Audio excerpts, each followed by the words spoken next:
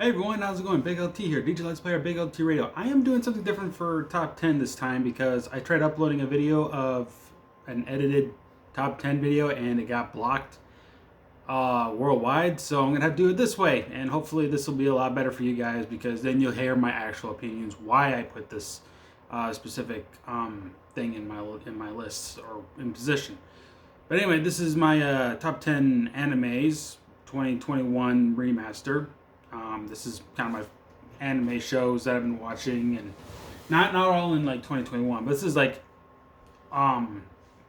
this are more like, and I guess kind of 2021, but these are more of animes from other years that I've been getting into. I'm enjoying, whatever, anything goes kind of thing.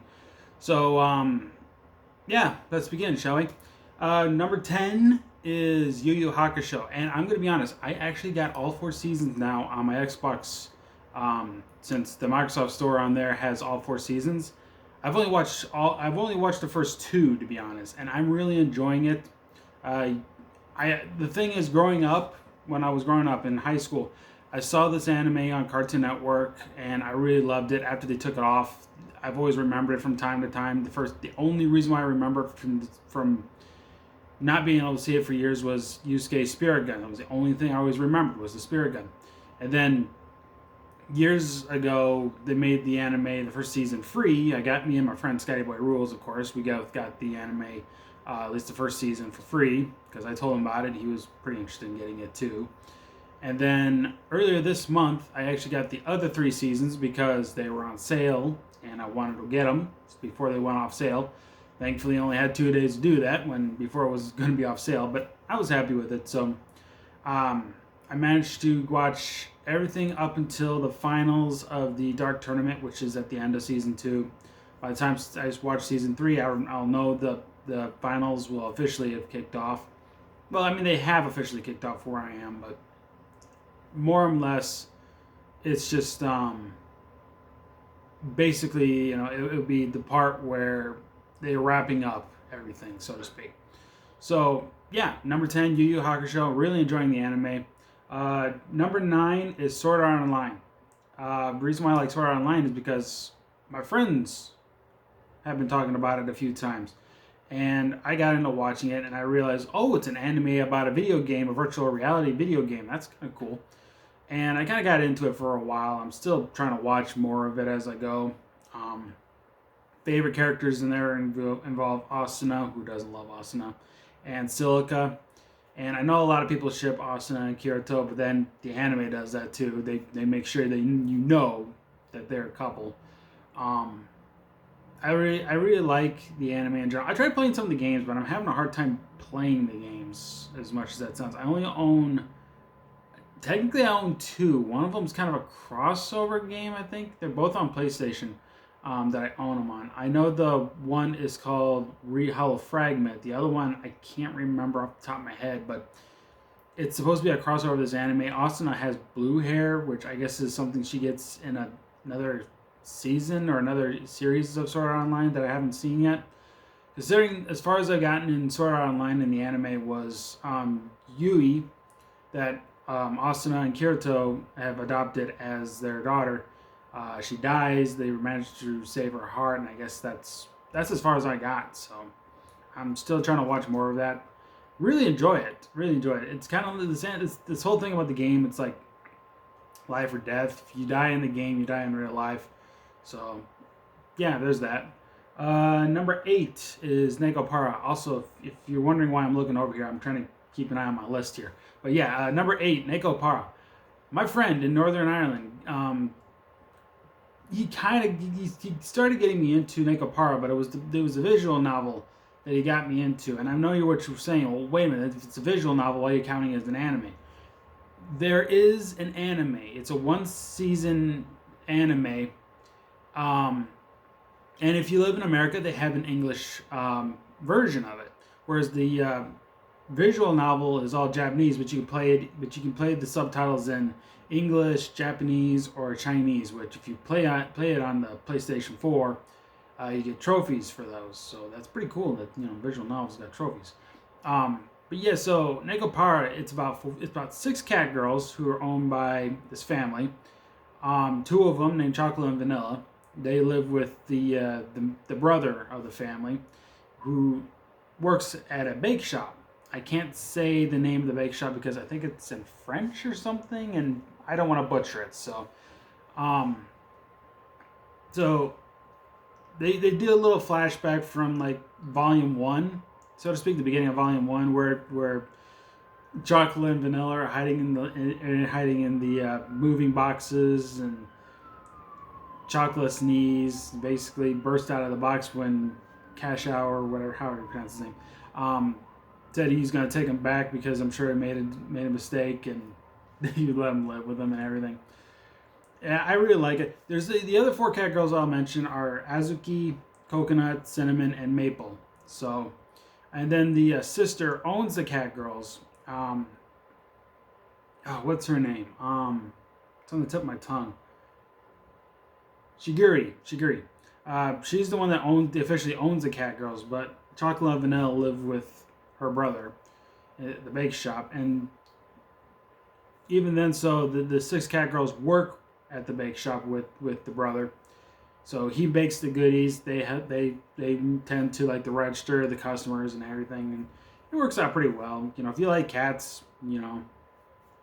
definitely give it a shot. I won't go into too much detail because there is a special character that's in this anime that I'm sure if anybody is a Negopara fan and hasn't seen the anime, I'm not going to mention who it is, what their name is, considering it's supposed to be a mystery until you actually get the name. So that's all I'm going to say. I'm just going to go basically on what the anime is about, and there you go. Where am I at? 7. Dropkick on My Devil. The only reason I watched this is because I believe I saw a picture of one of the main characters for this anime, named Jashin, or Jashin-chan, however you want to say her name. I rather prefer Jashin. Jashin is a Naga from Hell. She's half human, half snake body, summoned by this one girl who has like red hair, has an eye patch, and she summons her and everything. She just wanted to see if it worked, but apparently when she was going to send her back to Hell, that says the spell is actually in a different volume that they don't have because she apparently got this from a book in the library. So now Jashin has to live her life in the human world with her summoner, and she can't go back to Hell unless the spell to take her back to Hell has been read, or her summoner dies. So the whole thing is she tries to drop kick her summoner to death so that she can go back to Hell, which every time she tries it fails. There's some other characters involved too. There's one that looks like an Egyptian. I don't know like these other characters' names, so please forgive me if I don't know them. But there's one that looks like an Egyptian pharaoh or god or something. There's an angel, supposedly an angel, who apparently got outcast by the Lord now or something, because he has forsaken her because all she does is hang out with these devils. And then there's one that looks like that basically dresses up like a cow. I don't know why. But yeah, the thing is, I can only watch this in Japanese. There's no English version to it. But even though I usually have a hard time watching an anime that's just strictly in Japanese, I watch this and I'm actually okay with it. I'm actually getting into it pretty well. This one's actually, the thing about this one though is actually, it's actually Dropkick on My Devil Dash is the reason I'm saying this. But I do like the idea of the whole anime right now. Like if I were to watch the very first one, I guess I would say so. I don't know if Dash is the original, but all I know is like, what it seems like I would imagine is the first season is actually happening in this one. So yeah, number 7 was Dropkick on My Devil, or Dropkick on My Devil Dash. Number 6 is Lucky Star, and this one's actually interesting. I think they call it a what is it like?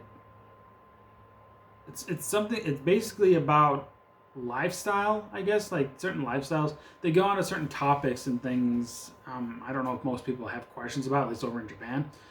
There's like this one this one scene where one of the girls is eating this pastry or whatever. She eats the top of it, and apparently this cream comes out on the bottom, so she licks it and then goes back to the top. Cream comes out, and they try to tell her, like, well, why don't you just, take the top off and then dip it in the cream and then you eat it that way. And then they also get into questions like, what side is the head? Do you think the skinny part's the head or the fat part's the head? And they think, she shell or a caterpillar or something. It's pretty cool, Some of the characters in there, I really like these twins, Kagami and Tsukasa. They're my two favorites. There's these other two girls, I can't remember their names either, but I really enjoy the anime too. It's really good. They got this thing at the end where it's like Lucky Channel or something, and it's like questions for this one person, basically from a fan or whatever, and they read it, and and then she gets so like, what are we doing here anyway? I mean, seriously. But she's trying to be all cheery and happy and everything, but when it gets to this like serious matter, she's like, man, why can't we do anything better than this? It's funny. I really like it. And then, like, when the credits roll, you have the four girls apparently behind a closed door, and they're doing karaoke. So it's pretty good. I enjoy it. Definitely give it a try if you want something a little more casual for an anime. So number 5 is High School DxD. And yes, before you say anything, I know what you're thinking. Boobies. Lots of boobies. Nudity. Yes, I know. I swear I thought this was a hentai, but no, it's a full-blown anime. It is legit anime. So, it's about this one character, Issei. He gets killed by a fallen angel who he was dating as his girlfriend. Didn't realize she was going to be a fallen angel out to kill him, and then when he kills him, he has this like little paper or flyer that this one person gives him earlier in the episode, and all he's thinking about is this one red-haired girl named Rias, and Rias apparently gets summoned, heals him by apparently being naked in his own bed. Apparently that's how it has to happen, and then he becomes a devil himself, and he's now working with the Rias Gregory family, and they also mentioned that it took 8 pawns, that he took up all of 8 of Rias's pawns to be a part of her family or whatever. And this one guy, he's like, dude, you took all 8 pawns, I only had like 4. How did I only take half of what you can get? I don't know why. It's like half is, shouldn't that be a thing? Like half is better? I don't know. But apparently, the reason why this his ex-girlfriend tried to kill him is because he apparently owned a sacred gift that he was not aware of. So it was that, and he finds out about it after doing one of these characters' requests. Her name is Koneko.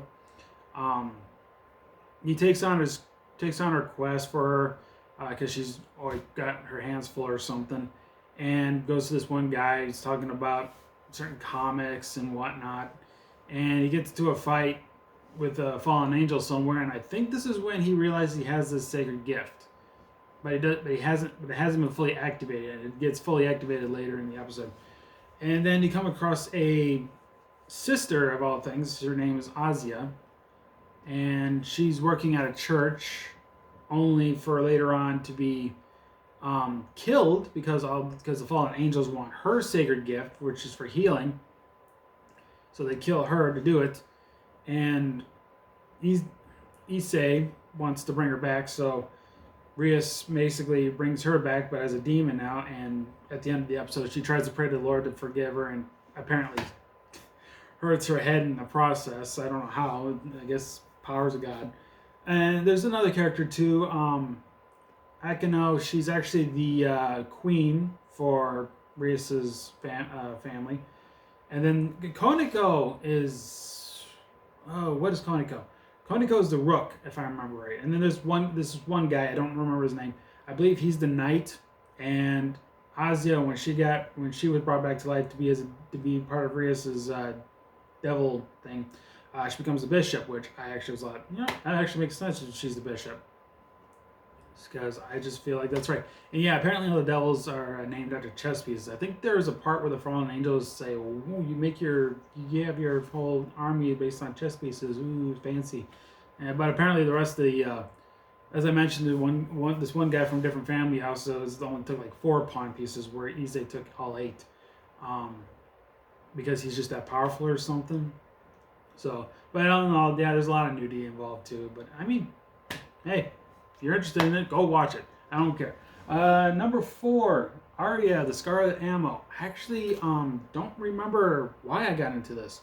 I think there was a post I saw on Facebook about Arya, and I looked her up, and it seemed interesting enough. And I looked on Microsoft Store to see if this anime was on there, and sure enough, it was.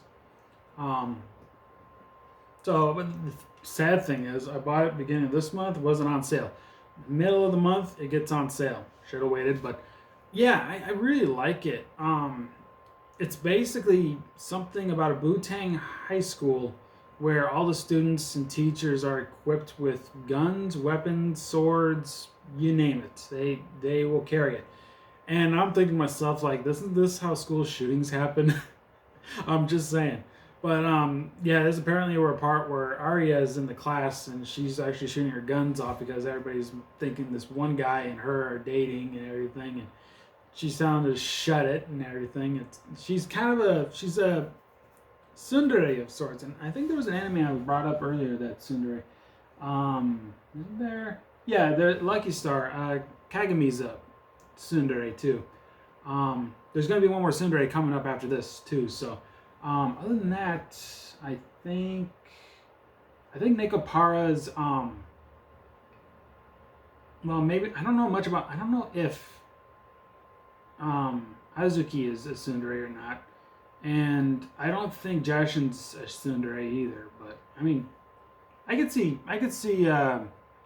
Azuki being more tsundere than Jashin, but yeah, as far as Arya the Scarlet Now, I haven't watched much of it now, so to speak. I think I only watched like maybe 2 or 3 episodes, but I've been kind of watching other animes to kind of go with it.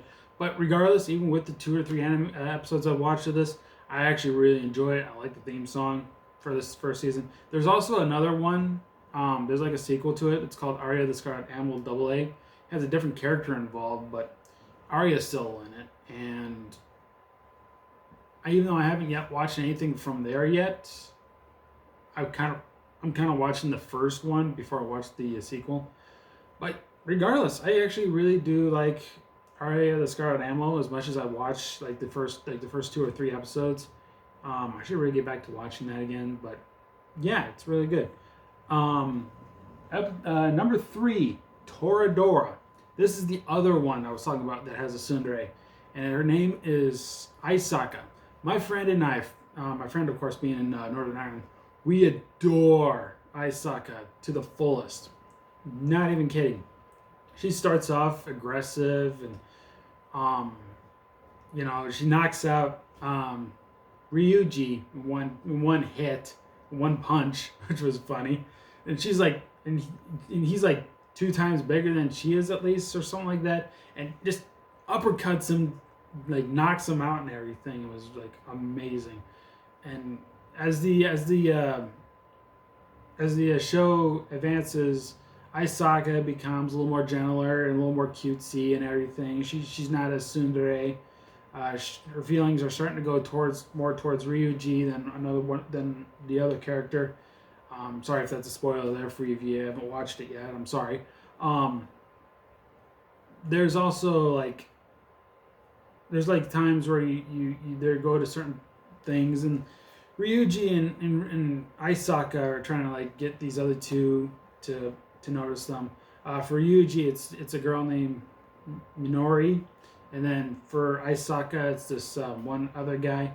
And apparently, these two that they're trying to go after, their other that they're trying to work for is actually their best friend. For example, Aisaka and Minori are best friends, whereas Ryuji and this other guy are best friends because they've known each other for so long, and they're trying to get they're trying to get those two to help get into the other, 2 or whatever, to date them. And then you got another character that comes in later. Her name is Ami. But she's supposed to be like this super famous supermodel type deal or whatever. She goes to school and she's just basically kind of a brat kind of thing. She just kind of goes all bratty. And there's the first time you see it is when they're in this cafe or whatever, and she's left alone with Aisaka, and Aisaka just makes her dog, as she calls her, um, or a poodle or something or whatever it was. So basically, she tries to do stuff, and whatever. Um, so yeah, I mean, Toradora was great. I really like it. Definitely give it a watch, especially for Aisaka. She's just the cutest thing about this anime. I really do like it. I'm actually hoping to own the anime sometime soon. So, considering I watched this on Netflix, should still be on Netflix. Last time I checked, and that was only a couple of days ago. So, it should still be on there. Definitely go give it a try if you haven't seen it. Yeah, these next two I don't have to look at the list for. Number 2 is Black Rock Shooter, and one of the main reasons why I wanted to watch this first of all was because Hatsune Miku sang the theme song, and I finally got to own the Blu-ray for it off of Amazon, and it was pretty expensive. I'm not gonna lie. The thing about this anime, it's very dark, very depressing, very sad. I did a review about the anime. It was a first impression review on the channel, so if you want more information, you can always watch that. I think it was only the first 5 or 6 episodes or something like that. And there was like only 8, and I was doing a first impressions about it. But yeah, it's very sad, very depressing. It's really good though. It's surprising as dark as it is. And like I said, Miku sang the theme song. I was wanting to watch the anime just for that. And I initially thought maybe Black Rock Shooter herself would actually talk, but she doesn't talk. Black Rock Shooter herself does not talk. Nor does the other incarnations of some of these other characters that are in the anime. They don't talk either. The only thing I don't understand is, like, I watched this, but I don't know where White Rock Shooter is supposed to be. I thought she was also in the anime, but she's not. Unless she's part of one of those games that are like on the PS Vita or whatever, then I wouldn't know. But maybe let me know. Let me know down in the comments. Where did White Rock Shooter originate? Because I was always curious about that character, and I thought maybe she'd be in the anime, but she wasn't. But yeah, number 2 was Black Rock Shooter. Very good anime, very good. Definitely give it a try. Go get a watch if you can. I'm going to give out one honorable mention because my friend wanted me to put this on the list, I guess, but it would be Love, Chihuahua, and Other Delusions. And yeah, I can see why. Rika is very adorable. I also like Shinka, among a few other things. I only watched like 2 episodes of it though, and even though I mentioned that I've only watched 2 or 3 episodes of Arya the Scarlet Ammo and put it on this list over this one, is a big reason because I actually have a bigger attachment towards Arya than Rika right now.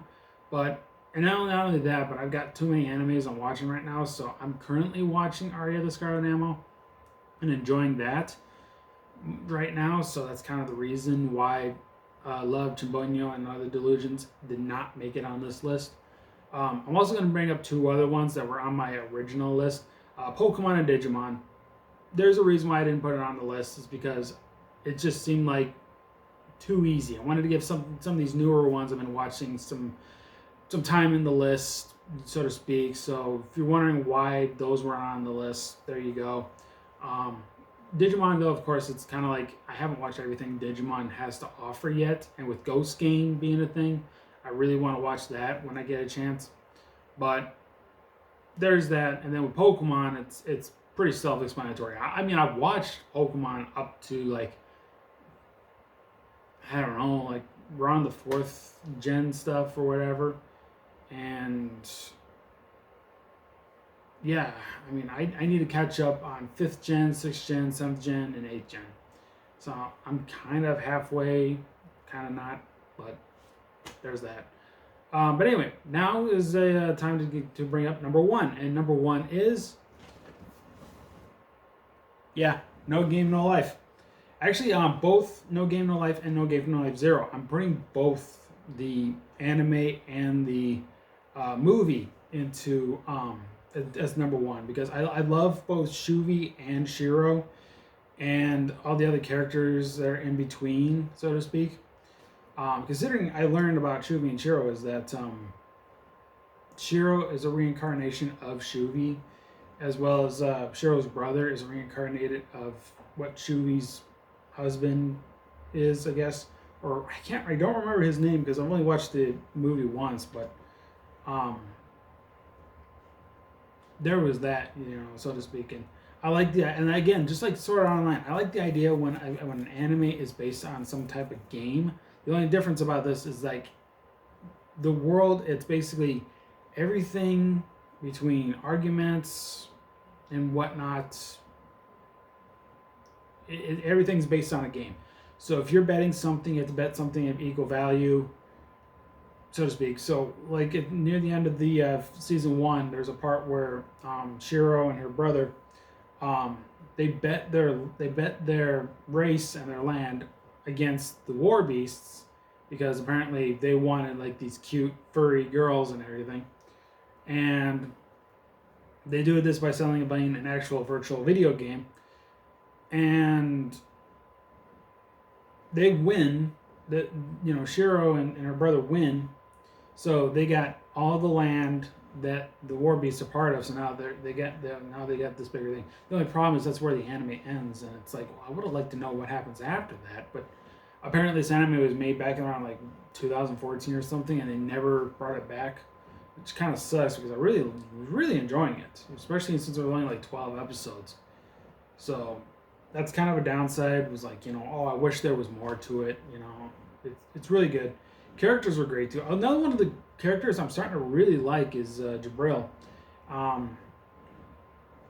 Jabril is kind of interesting. I think she's really cute, so to speak. There's also Stephanie, who lost to Shiro and her brother, and made her better panties, made her better to look like a dog and such. And it's like, okay, so that's how things are gonna be. Because every time they try to tell her something, they're like, well, what are the odds of getting us pulling out an ace of spades? And they're like, well, 1 in 52. And it's like, well, you got to think of the real odds here, or something like that. And then she apparently lost because they actually outsmart her. They actually outsmart her for like what would seem like maybe easy. So it's kind of funny, It's like, okay. But anyway, yeah, I think that'll do it. That'll be the end of my top 10 anime shows of not of 2021, but this is my 2021 remaster, so to speak. Like any anime I've been watching to this point that I really enjoy. Let me know what you think of this list. Anything you've seen or you want to see or whatever, just let me know in the comments. What are your opinions, And yeah, I will see you guys next time when I do another top 10 real soon. And you guys take care. I hope to see you guys next time. Bye.